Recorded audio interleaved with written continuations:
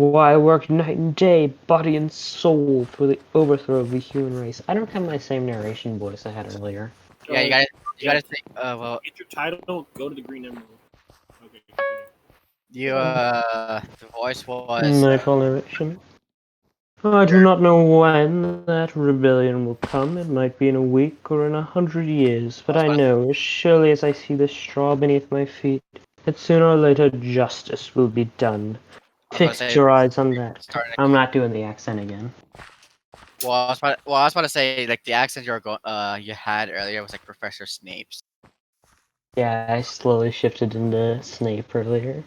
That's what I get for rewatching all of Harry Potter last week. 12 points to the narration. 12 points to Gryffindor. Fix your eyes on that, comrades. Throughout the short run, that's not the. That's. Jesus. I'm gonna take a second. Just took the wheel. Jesus, take the narration. I apparently can't read consistently. Whatever goes upon four legs, or has wings, or is a friend. And remember also, in fighting against man, you must not come to resemble him. Even when you've conquered him, do not adopt his vices. No animal must ever live in a house, or sleep in a bed, or wear clothes, or drink alcohol, or smoke tobacco, or touch money, or engage in trade. Hey, what a way to live life. All other habits of men are evil. And above all, no animal must ever tyrannize over his own kind. Oh, we got another Velveteen. How wonderful. No animal must ever kill any other animal. All animals are equal. See you right. Have a nice night. Night Roy, night Giant. Have a nice night, everyone. Please not everyone head off. We'll get a nice doozy effect, and then we'll be able to play a good game of Nightfall.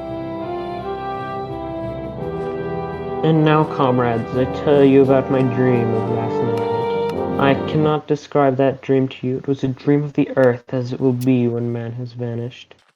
Well, I can get you a nice 3-stack Chicago, Crow.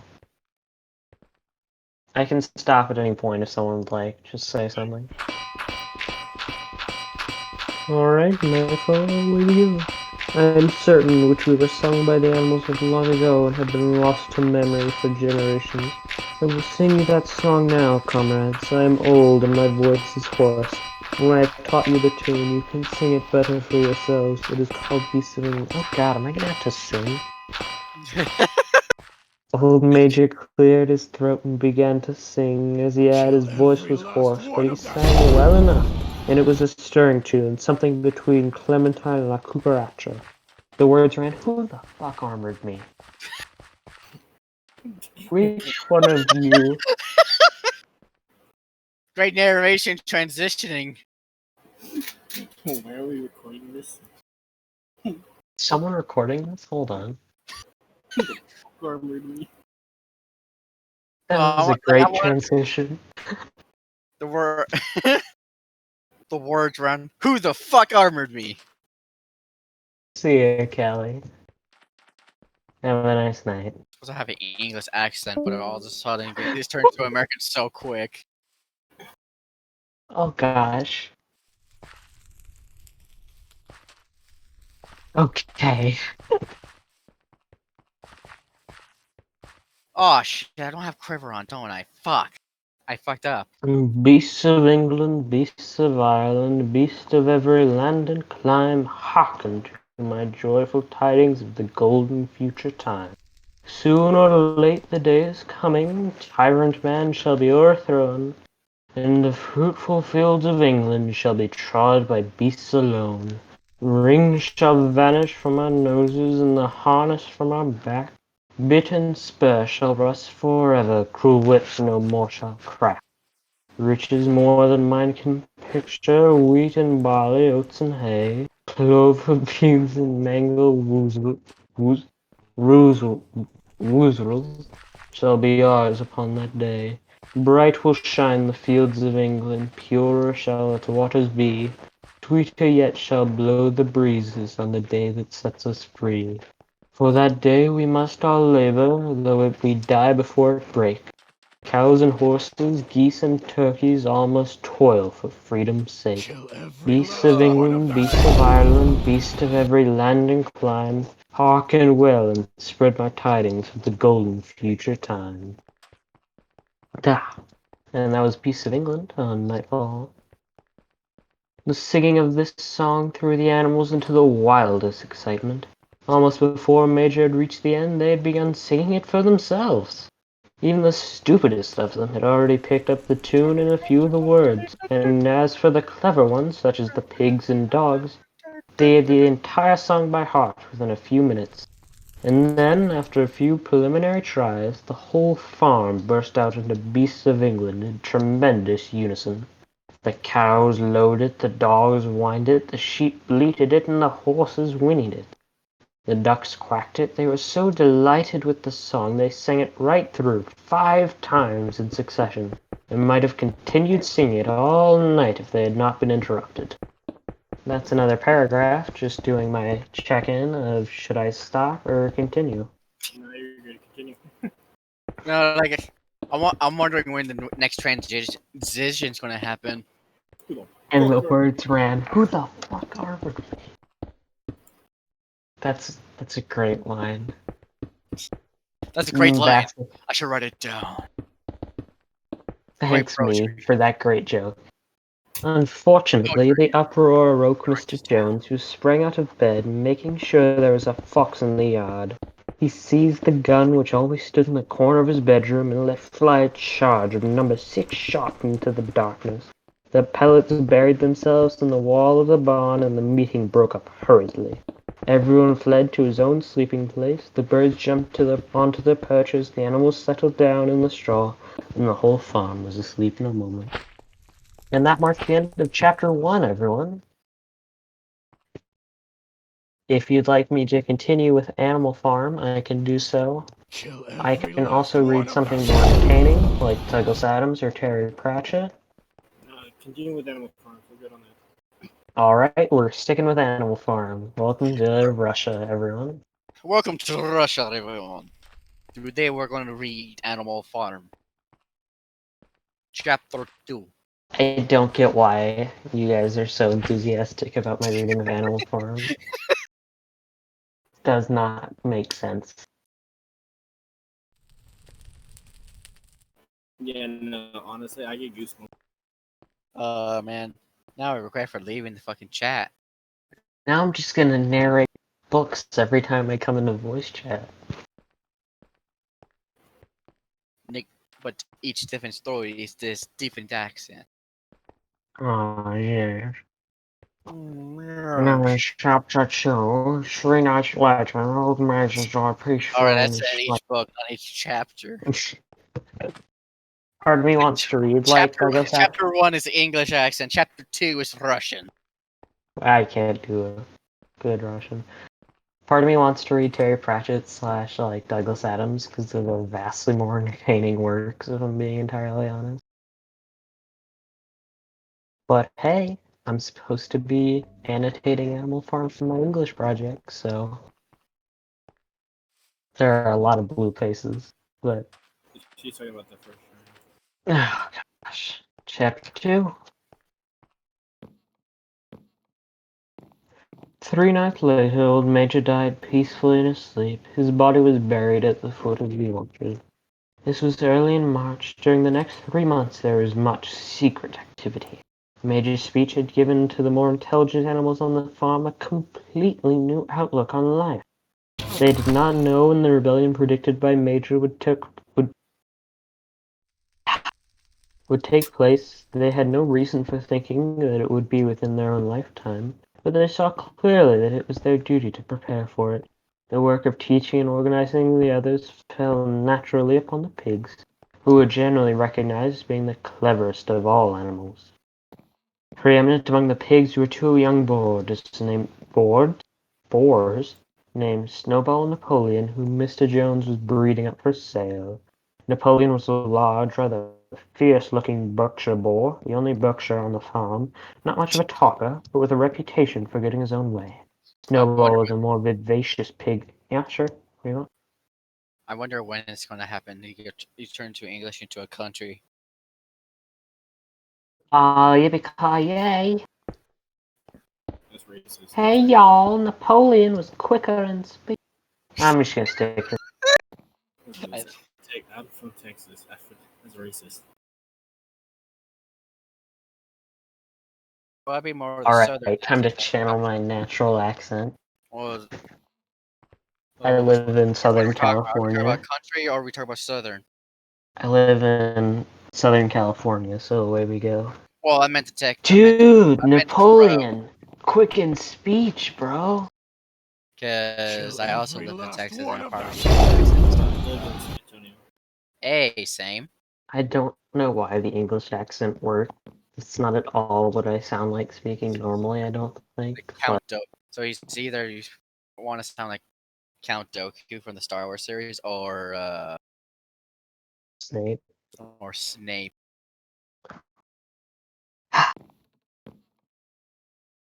Alright. Maybe I should narrate a Nightfall game. Just stay in spectator mode the whole time and just narrate what happens. Should someone armor glass?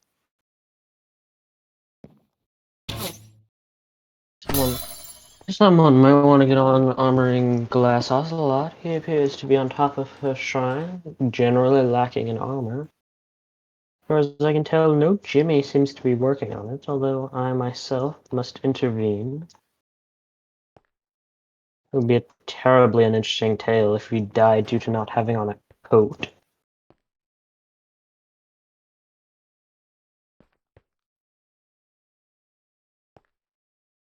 Well, I'd rather not you do it again.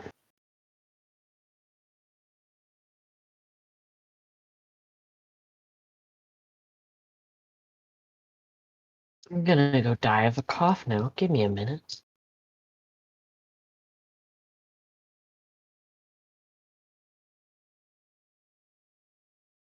Alright, my left lung has successfully vacated my ribcage. I shall now continue on. Glass? Where are you hiding, Glass?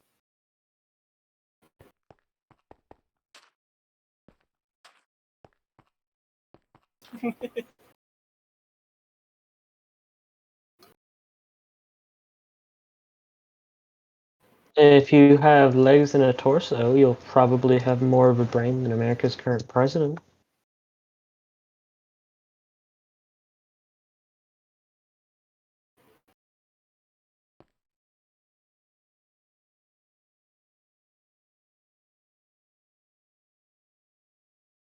So my mouse died and I cannot leave the chat.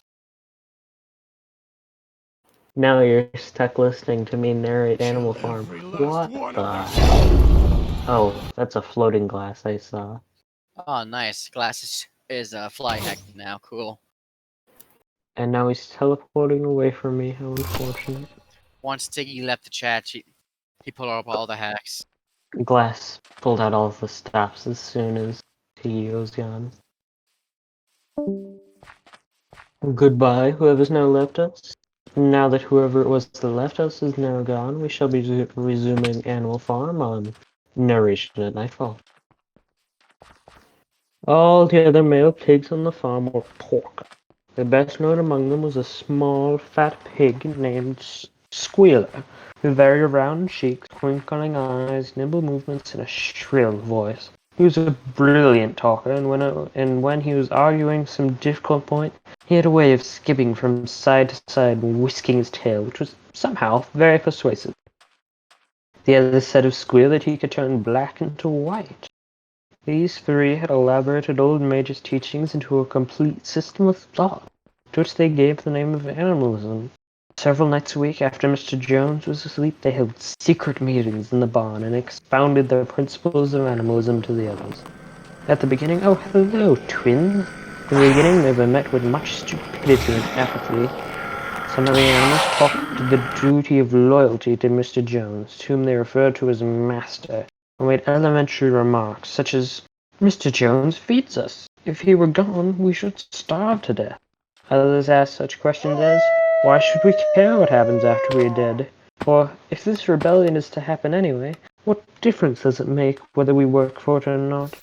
All the pigs had great difficulty in making them see that this was contrary to the spirit of animalism. The stupidest questions of all were asked by Molly, the white mare. The very first question she asked Snowball was, Will there be sugar after the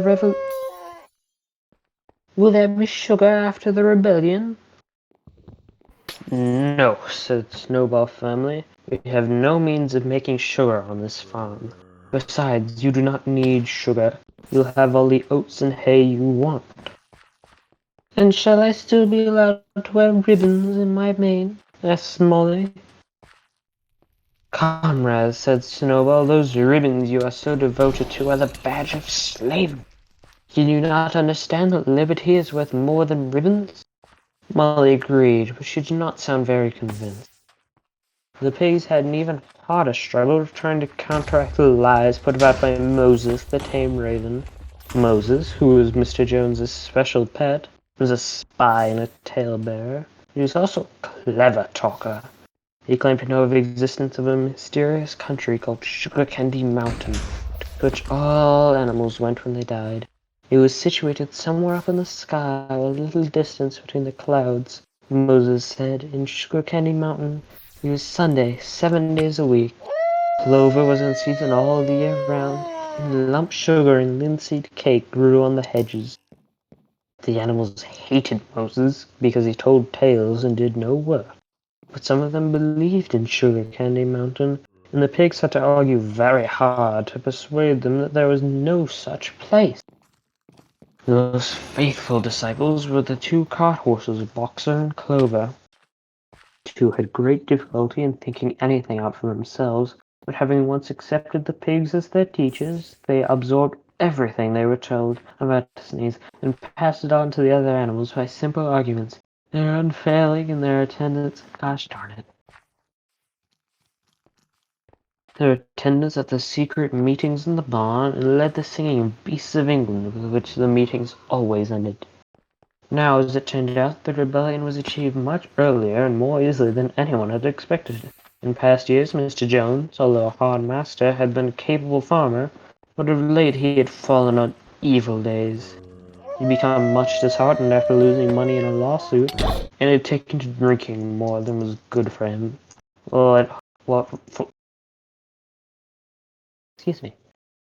whole days at a time he would lounge in his Winston chair in the kitchen, reading the newspapers, drinking, and occasionally feeding Moses on crusts of bread soaked in beer. His men were idle and dishonest, the fields were full of weeds, the buildings wanted roofings, the hedges were neglected, and the animals were underfed. June came, and the hay was almost ready for cutting. On Midsummer's Eve, which was a Saturday, Mr. Jones went into Willingdon and got so drunk at the Red Lion he did not come back till midday on Sunday. The men had milked the cows early in the morning and then gone out rabbiting without bothering to feed the animals. When Mr. Jones got back, he immediately went to sleep on the drawing-room sofa with the news of the world over his face. So when evening came, the animals were still unfed. At last they could stand it no longer. One of the cows broke in the door of the store shed with her horn, and all the animals began to help themselves from the bins. It was just then that Mr. Jones woke up. The next moment he and his 4 men were at the store shed with whips in their hands, lashing out in all directions. It was more than the hungry animals could bear. With one accord, though nothing of the kind had been planned beforehand, Jones and his men suddenly found themselves being butted and kicked from all sides. The situation was quite out of their control. Seen animals behave like that before, and the sudden uprising of creatures whom they were so used to thrashing and maltreating, just as they chose, frightened them almost out of their wits. After only a moment or two, they gave up trying to defend themselves and took to their heels. A minute later, all 5 of them were in full flight down the cart track that led to the main road, with the animals pursuing in triumph. Miss Jones looked out the bedroom window and saw what was happening, hurriedly flung a few possessions into a carpetbag and slipped out of the farm by another way. Moses sprang off his perch and flapped after her, croaking loudly. Meanwhile, the animals had chased Jones's men out to the road and slammed the 5-barred gate behind them. And so, almost before they knew what was happening, the rebellion had been successfully carried through. Jones was expelled, and the manor farm was theirs. For the first few minutes, the animals could hardly believe in their good fortune. Their first act was to gallop in a body right round the boundaries of the farm, so as to make sure there was no human hiding anywhere upon it. They then raced back to the farm buildings to wipe out the last traces of Jones' hated reign. The harness room at the end of the stables was broken open. The bits, the nose rings, the dog chains, the cruel knives with Mr. Jones had been used that's a strange sentence. To castrate the pigs and lambs were all flung down the well. The reins, the halters, the blinkers, the degrading nose bags were thrown onto the rubbish fire, which was burning in the yard. So were the whips. All the animals capered with joy when they saw the whips going up in flames. Snowball also threw onto the fire the ribbons which, with the horses' manes and tails, had usually been decorated on market days. Ribbons, he said, should be considered as clothes, which are the marks of a human being. All animals should go naked. When Boxer heard this, he fetched the small straw hat which he wore in summer to keep the flies out of his ears and flung it on the fire with the rest. In a very little while, the animals had destroyed everything that reminded them of Mr. Jones. Napoleon led them back to the store set and served out a double ration of corn to everybody. 2 biscuits for each dog. Then they sang Beasts of England from end to end 7 times running, and after that they settled down for the night and slept as if they'd never slept before. Just doing my regular check-in. We still good with narrating at Nightfall? Yeah. No idea why you guys like this. This is just me reading. It's just soothing. Like myself.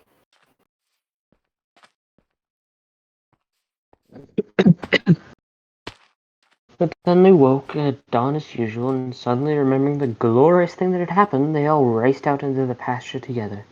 A little way down the pasture there was a knoll that commanded a view of most of the farm. The animals rushed to the top of it and gazed around them into the clear morning. Clear morning light. Yes, it was theirs. Everything they could see was theirs. In the ecstasy of that thought, they gamboled round and round. They hurled themselves into the air in great leaps of excitement. They rolled in the dew. They cropped mouthfuls of sweet summer grass. They kicked up clods of the black earth and smelled its sweet scent. Then they made a tour of inspection of the whole farm and surveyed with speechless admiration the plowhand, the hayfield, the orchard, the pool, the spinney, as though they had never seen these things before, and even now they could hardly believe it was all their own. Then they fled back to the farm buildings and halted in silence outside the door to the farmhouse. That was theirs too, but they were frightened to go inside. After a moment, however, Snowball and Napoleon butted the door open with their shoulders, and the animals entered in single file, walking with the utmost care for fear of disturbing anything. They tiptoed from room to room, afraid to speak above a whisper, and gazing with a kind of awe at the unbelievable luxury. The beds with their feather mattresses, the looking-glasses, the horsehair sofa, the Brussels carpet, the lithograph of Queen Victoria over the drawing-room mantelpiece. They were just coming down the stairs when Molly was discovered to be missing. Going back, the others found she had remained behind in the best bedroom. She had taken a piece of blue ribbon from Miss Jones' dressing table, and she was holding it against her shoulder, and admiring herself in the glass in a very foolish manner. The others reproached her sharply, and they went outside. Some hams hanging in the kitchen were taken out for burial in the barrel. Yeah, Yeah, that's right. I'm just laughing at hams hanging in the kitchen were taken out for burial. Yeah, no, there's a movie on this that's actually really dark. Uh-huh. Yeah, yeah, there. Hang on, let me change my microphone sensitivity, because anytime I speak quietly, I believe I must be cutting out. So 1 second. Hey. Okay, I'm gonna go back to narrating with my input sensitivity down to about here. Hopefully this means that I won't cut out quite as often, which I think I was doing a good deal. The others reproached us sharply, and then they went outside. Some hams hanging in the kitchen were taken out for burial, and a barrel of beer in the scullery was stove in with a kick from boxes. Otherwise, nothing in the house was touched. A unanimous resolution was passed that the farmhouse should be preserved as a museum. All were agreed that no animal must ever live there. The animals had their breakfast, and then Snowball and Napoleon called them together again. "Comrades," said Snowball, "it is 6:30, and we have a long day before us. Today we begin the hay harvest, but there is another matter that must be attended to first." The pigs now revealed that during the past 3 months they had taught themselves to read and write, from an old spelling book which had belonged to Mr. Jones's children, which had been thrown out the rubbish heap. The boat.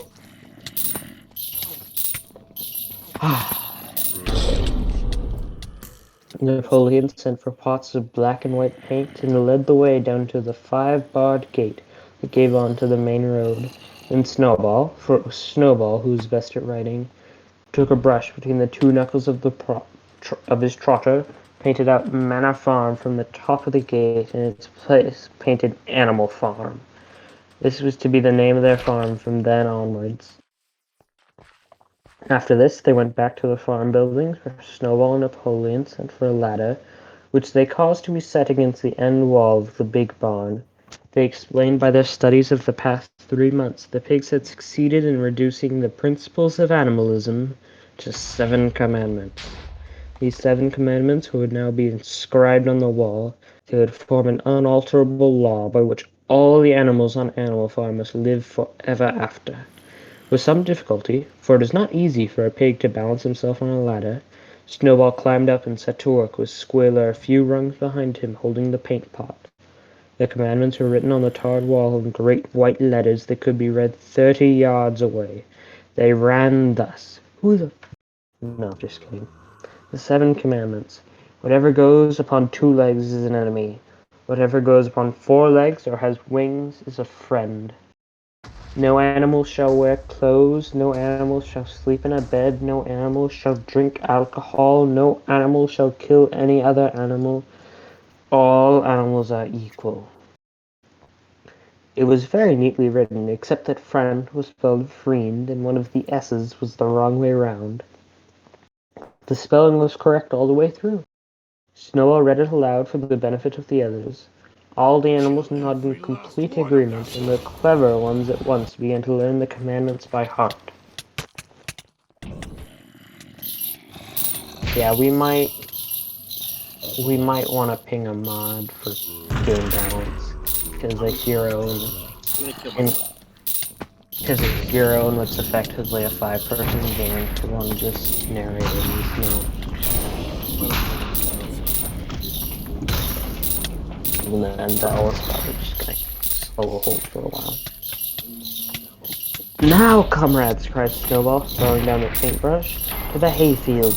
Make it a point of honor to get in the harvest more quickly than Jones and his men could do."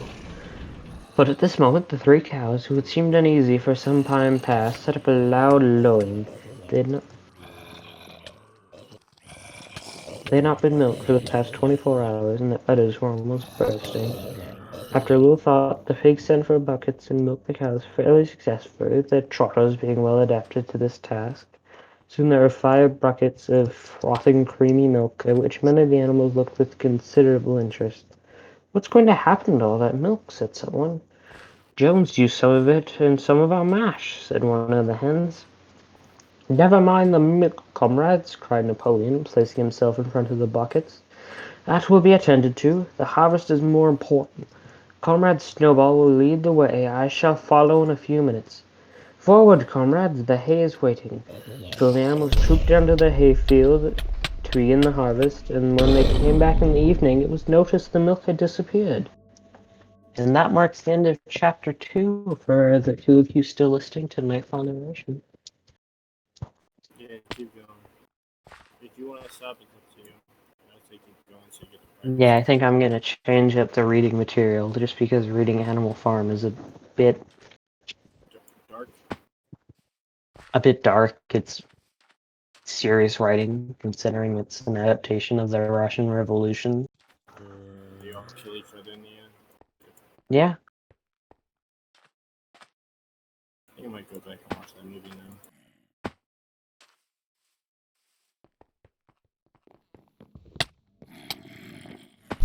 We're gonna read The Color of Magic. Forward. If I had a penny for every time someone asked me where I got the idea of Discworld, I'd have, hang on a moment, £4.67. Anyways, the answer is this line. Anyways, we're gonna skip past the forward. I just found that amusing. In a distant second-hand set of dimensions, in an astral plane that was never meant to fly, the curling star mists waver and part. See, great Atuin the turtle comes, swimming slowly through the interstellar gulf, hydrogen frost on his ponderous limbs, his huge and ancient shell pocked with meteor craters. Those sea-sized eyes are crusted with rheum and asteroid dust, he stares fixedly at the destination.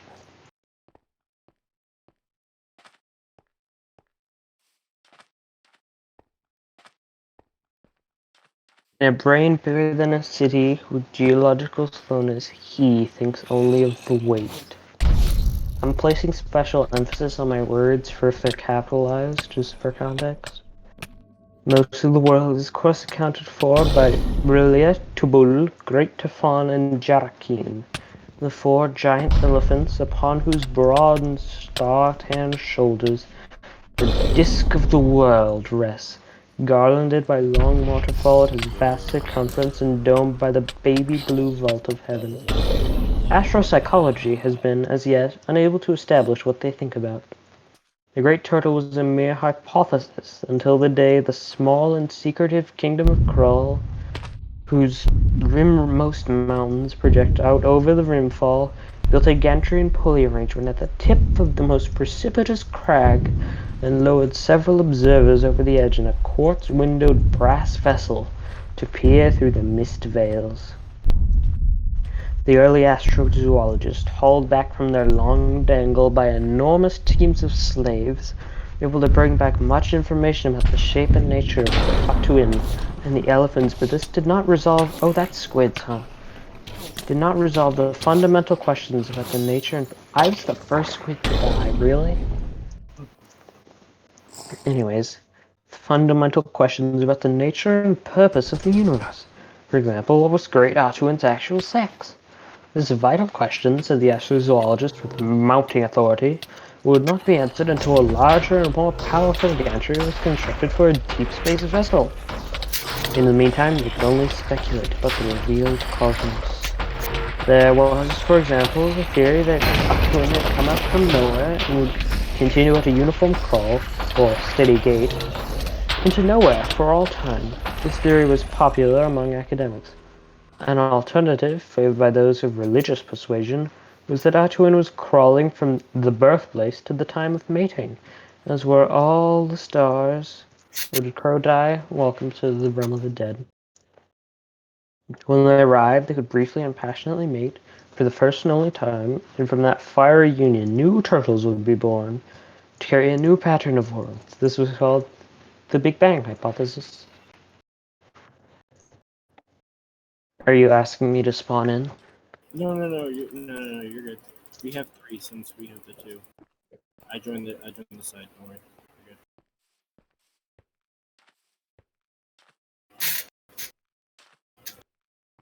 good. Okay. Thus it was a young Cosmo Chelonian of the Steadygate faction testing a new telescope which he hoped to make precise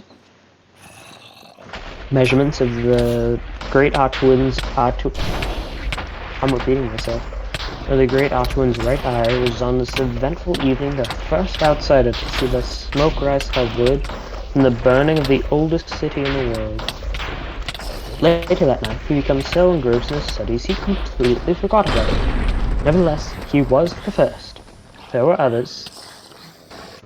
And that marks the end of the prologue, with which we go into Chapter 1, The Color of Magic. There's still a squid alive. Hmm? There's the AI squid alive, so.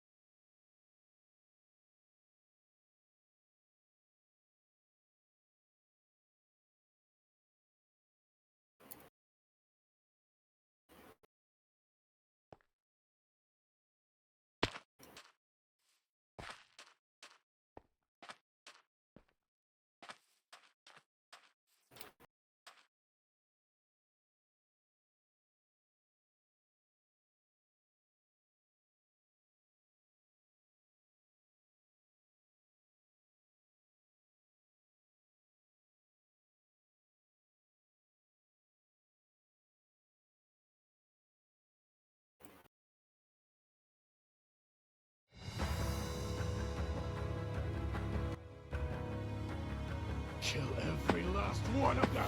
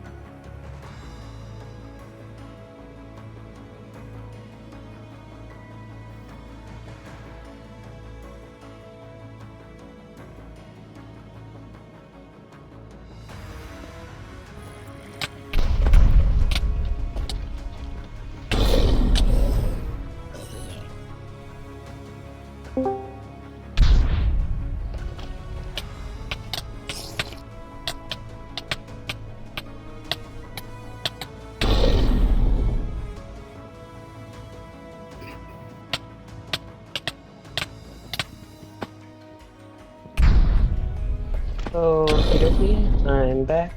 Going to resume with Nightfall narration if no one has any complaints. We just got it. We're going into chapter 1 of The Color of Magic. The Color of Magic. Fire roared and pork through the bifurcated city, where I said that sentence completely backwards. Gosh. Fire roared through the bifurcated city of Ankh-Morpork. Where it licked the wizard's quarter, it burned blue and green. It was even laced with the eighth color, octarine, where its outriders found their way into the vats and oil stores all along Merchant Street, progressed in a series of blazing fountains and explosions. In the streets of the perfume blenders, it burned with a sweetness that touched bundles of rare and dry herbs in the storerooms of the drug masters. It made men go mad and talk to God. By now, the whole of downtown Morpork was alight, and the richer and worthier citizens of Ankh on the far bank were bravely responding to the situation by feverishly demolishing the bridges. But already the ships of the Morpork docks, laden with grain, cotton, and timber, and coated with tar, were blazing merrily, and with their moorings burnt to ashes were breasting the river Ankh on the ebb tide, igniting riverside palaces and boas as they drifted like drowning fireflies toward the sea.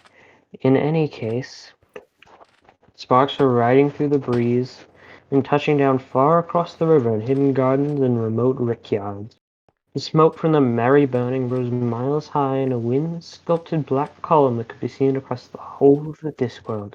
It was certainly impressive from the cool, dark hilltop a few leagues away, where two figures were watching with considerable interest. The taller of the pair, yes.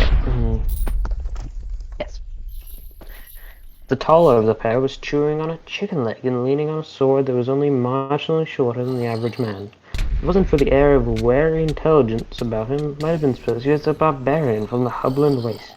His partner was much shorter and wrapped from head to toe in a brown cloak. Later, when he had the occasion to move, it would be seen that he moved lightly, cat-like. They would barely exchange a word in the last 20 minutes, except for a short, inconclusive argument as to whether a particularly powerful explosion in the oil bomb store or the workshop of Kerbal the Enchanter. Money hinged on the fact. Now the big man finished gnawing at the bone and tossed it into the grass, smiling ruefully. There go all those little alleyways, he said. I like them. All the treasure houses, said the small man, he added thoughtfully. Do gems burn, I wonder? 'Tis said they're kin to coal.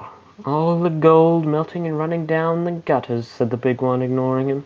All the wine boiling in the barrels. There were rats, said his brown companion. Rats, I'll grant you. It was no place to be in high summer. Well, that too, one can't help feeling, though, momentary. He trailed off, then brightened. The old Frederick, the Crimson Leech, 8 silver pieces, he added. The little man nodded. They were silent for a while as a whole new series of explosions carved a red line across a hitherto dark section of the greatest city in the world. Then the big man stirred. Weasel? Yeah? I wonder who started it. The small swordsman, known as the Weasel, said nothing. He was watching the road in the ruddy light. 1 second. Ruddy light.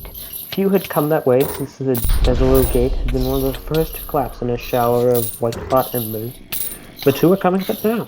The Weasel's eyes, always at the sharpest in the gloom and half-light, made out the shapes of 2 mounted men, some sort of low beast behind them. Doubtless a rich merchant escaping with as much treasure as he could lay his frantic hands on. The Weasel said as much to his companion, who sighed. The status of a footpad ill suits us, said the barbarian, but, as you say, times are hard, and there are no soft beds tonight. He shifted his grip on his sword, and, as the leading rider drew near, stepped out onto the road with a hand held up and his face set in a grin, nicely calculated to reassure yet threaten. Your pardon, sir, he began. The rider reined in his horse and drew back his hood. The good man looked into his face, blotched with superficial burns and punctured by tufts of singed beard. Even the eyebrows had gone. Bugger off, said the face. You're Broad the Hublander, aren't you? There's a footnote here. We're going to read that. Oh, bugger. That's a noticeably longer footnote than I intended. Basically, the world is a literal flat circle. If you go closer to the center, that's the hub. If you're from there, you're a Hublander. If you go closer to the rim, that's the rim. Rimward.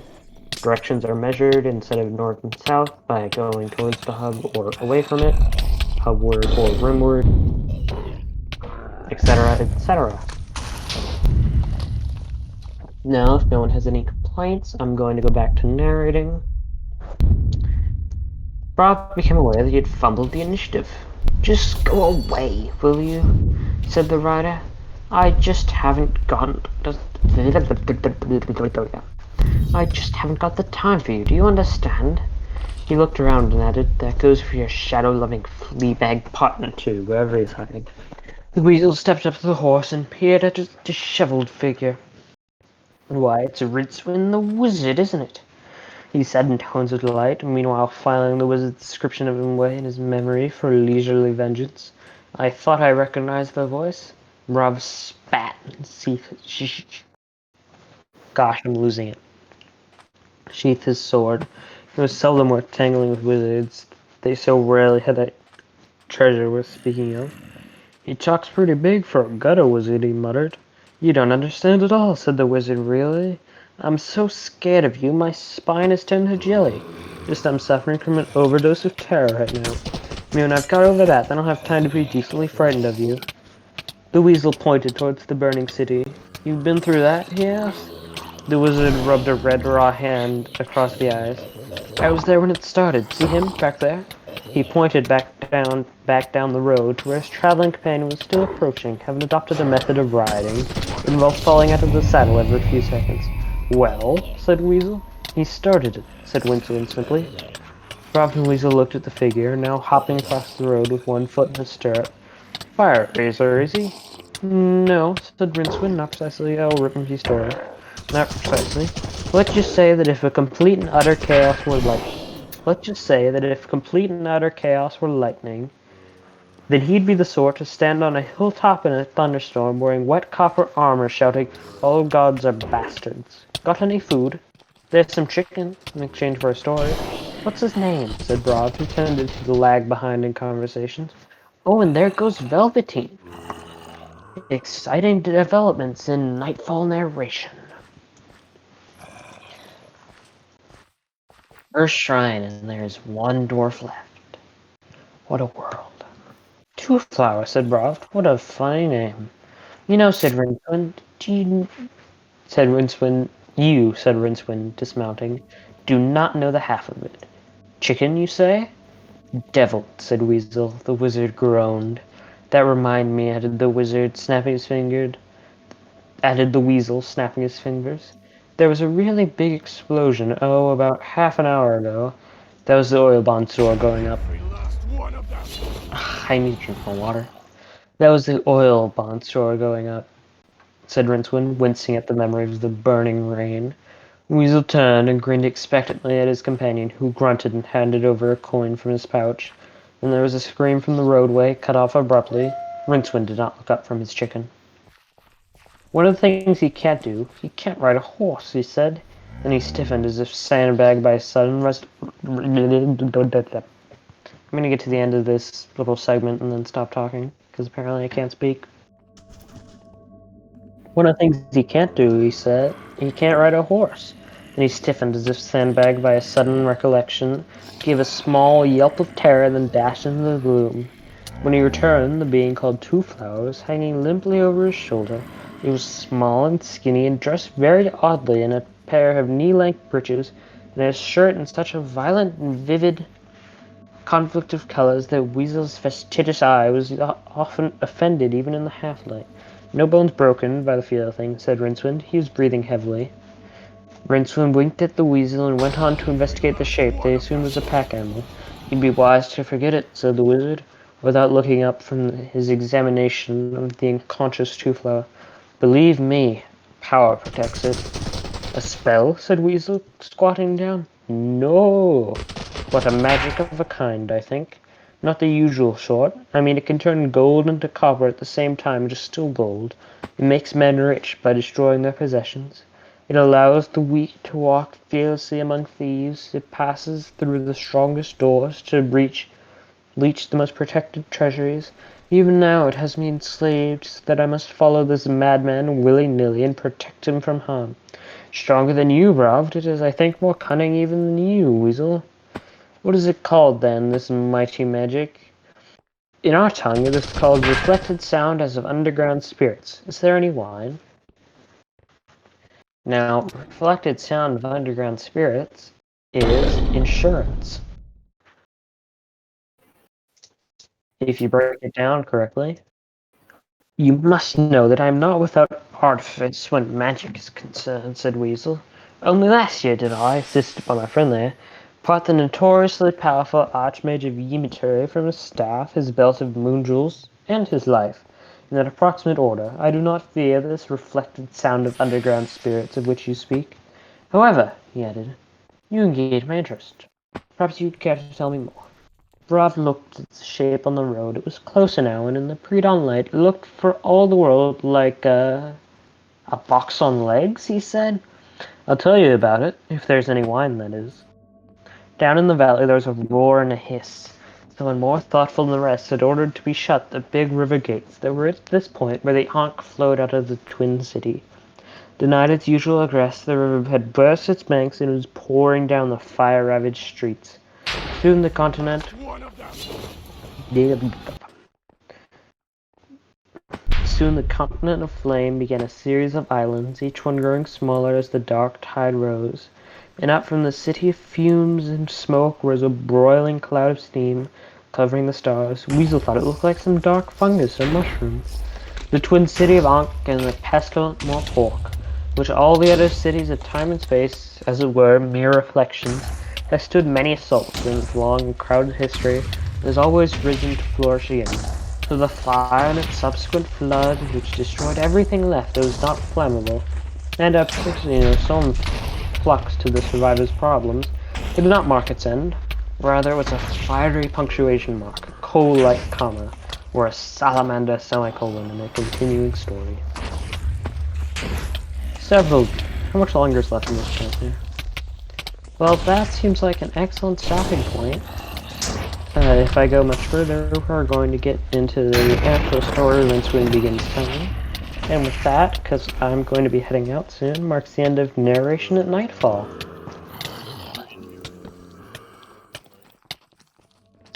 I hope you guys liked my Nightfall narrating. Really not sure why you guys seem to enjoy it. It's just me reading books. Thanks, Glass. I do appreciate it. Last one of them. With that, our game of Nightfall ends, everybody. We're probably all going to DBZ Effect.